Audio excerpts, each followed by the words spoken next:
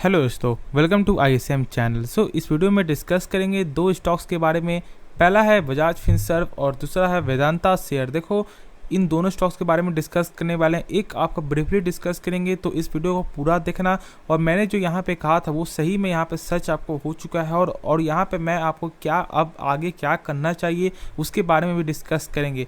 तो इस वीडियो को पूरा देखना, लेकिन उससे पहले जरूर इस चैनल को यार सब्सक्राइब कर सकते हो, बेल आइकन को भी ऑल पे दबा देना से सारे वीडियो की नोटिफिकेशन सबसे पहले मिल जाए आपको।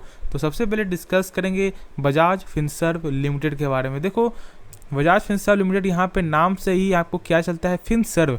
ठीक है, यहाँ पे थोड़ा समझो, जो आपको जिसे यहाँ पे नहीं मालूम, जो लोग यहाँ पे मुझे आपको पहले से फॉलो करते हैं उन्हें यहाँ पे मालूम होगा, लेकिन जो लोग यहाँ पे नए आए हुए हैं उनके लिए एक चीज़ मैं बता दूँ कि यहाँ पे आपको जो फिनसर्व है मतलब आपको होता क्या है।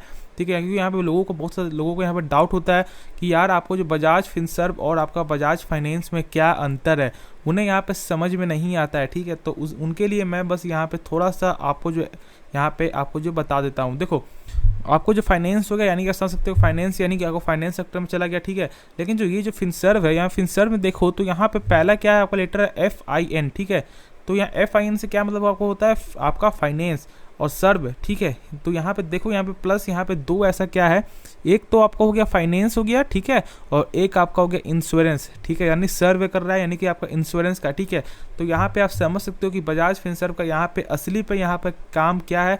और एक तरह से हम तो बोलें तो यहाँ पे जो आपका बजाज फाइनेंस का या आपका बजाज एलियांस है, दोनों का एक फादर स्टॉक है, यानी कि एक पिता स्टॉक से एक बाप स्टॉक है। तो यहाँ पे एक तरह से आप यहाँ पे समझ सकते हो। तो देखो, इस स्टॉक्स के बारे में बात करते हुए मैंने यहाँ पे कल के वीडियो में लगभग यहाँ पे आपको कहा था कि यहाँ पे शेयर में यदि 17,500 लेवल यहाँ पे तोड़ता है तो फिर से एक अच्छी खासी रैली देखने को मिलेगी। और मैंने कहा था कि उस रैली में यहाँ पर जरूर आपको आएगा, और ऐसा ही देखने को मिला है। आज लगभग आपको हाई कितना बना है देख सकते हो, 17,686 का। तो यहाँ पे जो मैंने यहाँ पे कहा था वो यहाँ पे टारगेट आपको आ चुका है। और इसके बाद हम जब आपको क्या करना चाहिए वो भी डिस्कस करेंगे। ठीक है, देखो, पहली बात तो आप जानते हो कि यहाँ पे आपको मेन आपको जो तेज़ी की वजह क्या है, वो वजह है आपको रिकॉर्ड डेट आना। रिकॉर्ड डेट जब से आया है तब से इस शेयर में एक गजब की तेज़ी निकल के आ रही है। ठीक है, और वो जो रिकॉर्ड डेट कब आया है मालूम है, लगभग आपको जो है 29 अगस्त आपको जो लगभग आपको आया देखने को मिला था। ठीक है, तो यदि आप चेक करो तो उसके बाद से ही आपको एक जो रैली स्टार्ट हुई है, जिसे यहाँ पे नहीं मालूम अब तक यहाँ पे रिकॉर्ड डेट क्या है, तो मैं यहाँ पे आपको बता दूँ, आपको रिकॉर्ड डेट जो निकल के आया वो निकल के आया है 14 सितंबर का। ठीक है, यानी कि 13 सितंबर आपका एक्स डेट होगा, और आपको 12 सितंबर के पहले आपको, यानी कि 12 सितंबर तक आपको बाई करना होगा, तो ही आपको इसका फ़ायदा मिलेगा, यानी कि स्टॉक स्प्लिट प्लस बोनस का। जानते हो कि यहाँ पे बोनस दे रहा है आपको 1:1 का, और ऐसे यहाँ पे आपको जो आपको स्टॉक स्प्लिट है वो आपका एक शेयर बदलकर 5 शेयर हो जाएंगे।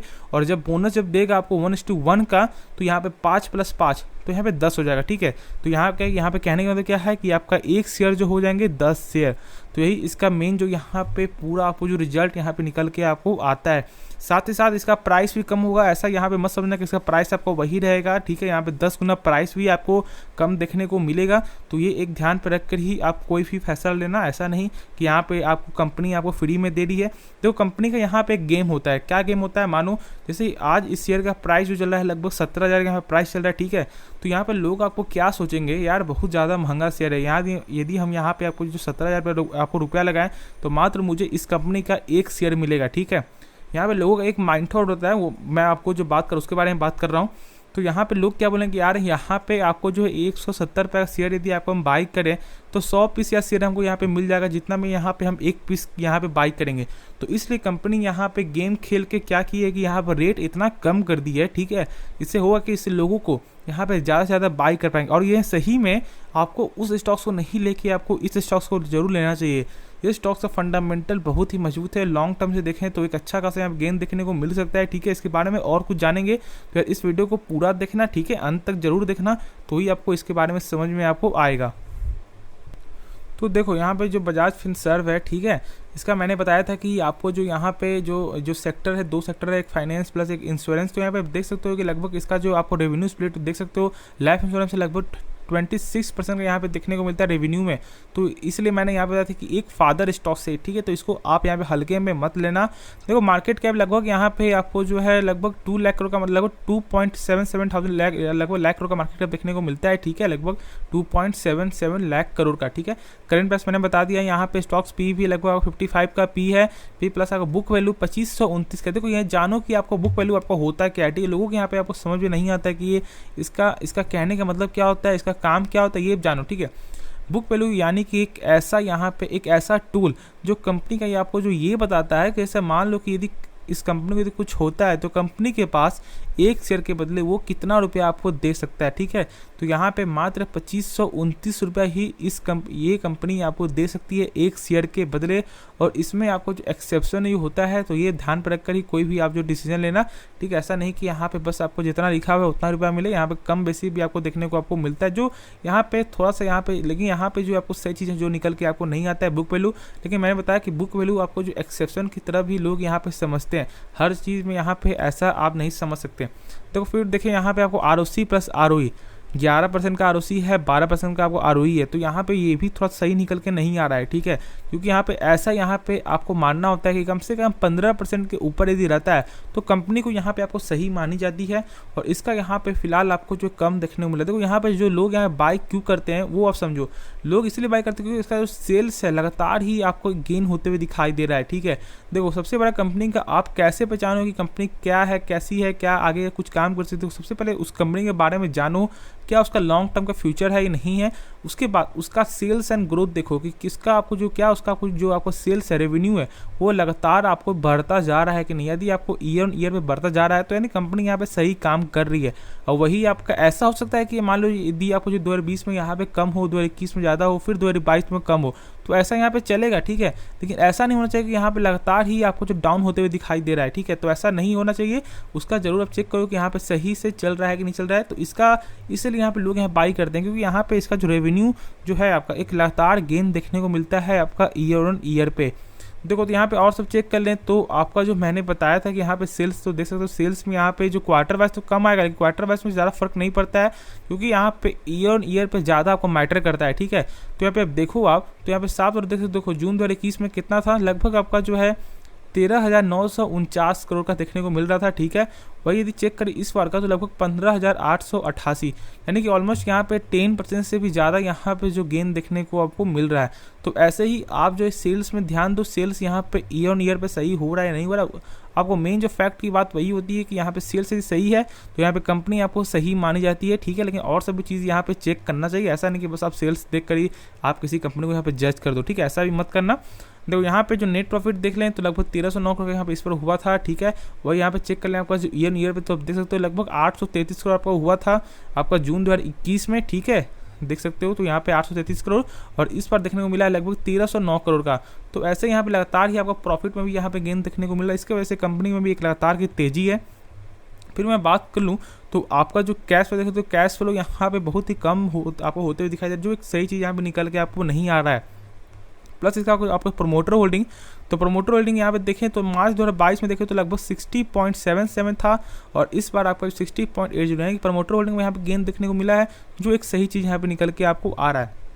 अब हमसे बात करेंगे कि इससे क्या शेयर में और ज़्यादा तेज़ी आ सकती है। देखो यहाँ पे तेज़ी ज़रूर अभी आ सकती है, इसलिए मैं बोल रहा हूँ क्योंकि देखा गया है कि जब स्टॉक स्प्लिट और बोनस देता है तो लगभग यहाँ पे एक शेयर में अच्छी खासी तेज़ी निकल के आपको आती है। लेकिन एक चीज़ आप ध्यान रखो कि जब यहाँ पे उसका जब डेट जब ख़त्म होता है तो यहाँ पे गिरावट भी देखने को मिलता है 2-3 दिन बाद, ठीक है। यानी कि मान लो ऐसे यदि आपको जो 14 सितंबर को यदि इसका जो ख़त्म होता है, ठीक है, तो उसके बाद ऐसा हो सकता है कि लगभग 16-17 तारीख को यहाँ पे गिरावट देखने को मिलेगा। लेकिन यहाँ पे मैं और ज़्यादा कुछ नहीं बोल पाऊंगा इसीलिए क्योंकि ये जो है आपका एक अच्छा शेयर है और ऐसा हो सकता है कि थोड़ा सा यहाँ पे उल्टा हो जाए, ठीक है। लेकिन ज़्यादा मैं चांस बोलूँगा कि आप यदि आप बाई कर रहे हो फॉर द लॉन्ग तभी आप बाई करो।